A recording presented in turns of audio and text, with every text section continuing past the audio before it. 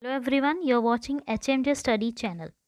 Today we'll see 11th accounts, chapter 1, part 3, introduction to bookkeeping and accountancy. And in this part we'll see accounting standards and IFRS in detail. We already have seen in part 1 and part 2 the bookkeeping and accountancy in details and some important accounting concepts. So today we'll see the accounting standard and IFRS. So let's start. Accounting standards. Accounting standards are a written policy document issued by the expert accounting body or by government or other regulatory body covering the aspects of recognition, measurement, treatment, presentation and disclosure of accounting transactions and events in the financial statement. It is defined by the Kohler as accounting standards are the codes of conduct imposed by customs, laws, or professional bodies for the benefit of public accountants and accountants generally.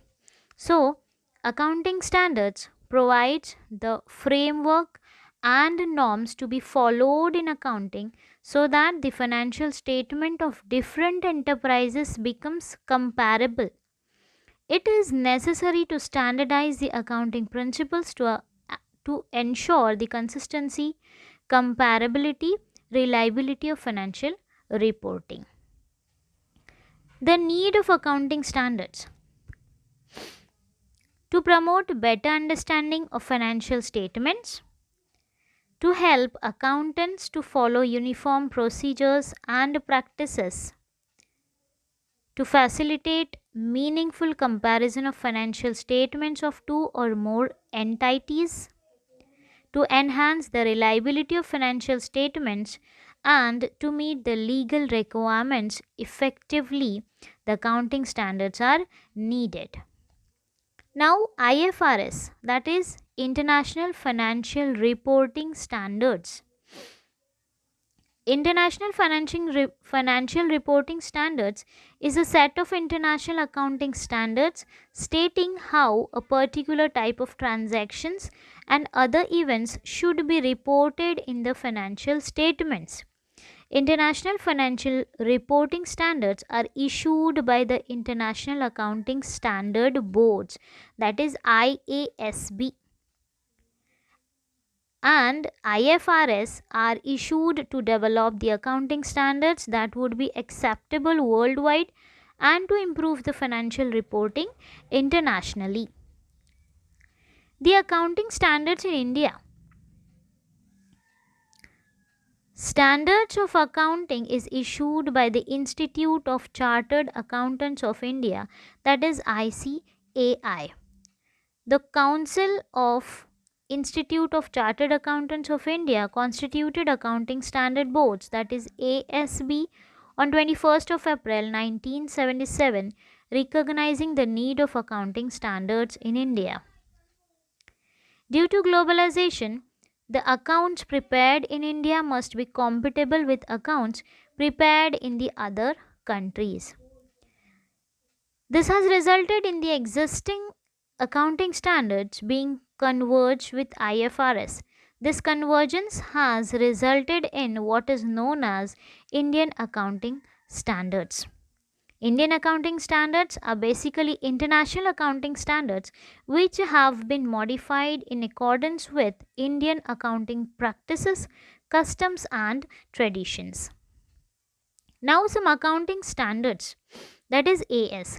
The Council of Institute of Chartered Accountants of India has so far issued 31 accounting standards, and some of these accounting standards are given here. The very first accounting standard is regarding the disclosure of accounting policies. It is for companies 1 for 1991 and for others 1 for 1993. According to this standard, accounting policies followed in the preparation and presentation of financial statement should form a part of financial statement and normally be disclosed in one place only. AS2 is regarding valuation of inventories 1 for 1999. According to this standard, inventories in general should be valued at lower of historical cost and net realizable cost. AS3 is regarding cash flow statement 14 2001. According to this standard, a cash flow statement is prepared and presented for the period for which the profit and loss account is prepared. AS6 is regarding depreciation accounting. It was given on 1/4/1995. According to this standard, the depreciation amount of an asset should be allocated on a systematic basis for which accounting period during the useful life of an asset. AS8, the last is the fifth one is AS8. It is regarding accounting for research and development. 1/4/1991 for companies and 1/4/1993 for others. According to this standards, amount of research and development cost should be charged as an expense of the period in which they are actually incurred. Sixth, that is accounting standard 9 regarding recognition. 1/4/1991 for companies, 1/4/1993 for others. And in this standard, it deals with the basis required for recognition of revenue items in the profit and loss account of an enterprise. It lays down conditions to recognize the revenues that arises from the various transactions of an enterprise. Accounting standard 10 deals with accounting for fixed assets. It is for given on 1/4/1991 for companies and 1/4/1993 for others. According to this standard, the cost of fixed assets should be comprised of the original cost and any attributable cost for bringing the cost to its working condition for its intended use. The fixed asset should be eliminated from the financial statement on disposal or when no further benefits is expected from their use. AS12 deals with accounting for government grants. According to this standard, government grants should be recognized with when there is an assurance that the enterprise will comply with the condition attached to them.